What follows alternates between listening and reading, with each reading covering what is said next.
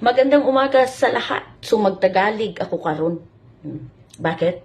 Kasi kahapon may na-encounter akong isang kababayan Tagalog. So kahapon kasi yung bumaba kami sa bus terminal sa North Point. So nag-walk around kami, hindi ko nakita yung pinsan ko na nag-book ng hotel. So, may nakita akong isang kababayan. Sabi ko, kabayan, pwede bang makahingi ng pabor? Pwede mo ba tawagan itong number na ito? Kasi ito yung pinsan ko na nag-book ng hotel namin. So, sabihin ko sa'yo, ito kabayan ha. Alam mo kung paano mo ako sinagot? Grabe ang galit niya sa mundo. Pinasigaw niya akong sinagot. O bakit? Ano yun? Ano kailangan mo? Ano? Grabe, di ba? Para siyang kakain ng tao. So, tinawagan niya ngayong pinsan ko. Pagalit naman siyang tumawag sa pinsan ko. Hello?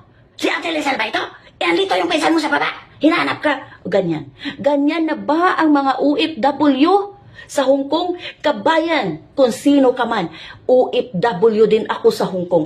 8 years akong OFW. Kung anong naranasan mo, naranasan ko.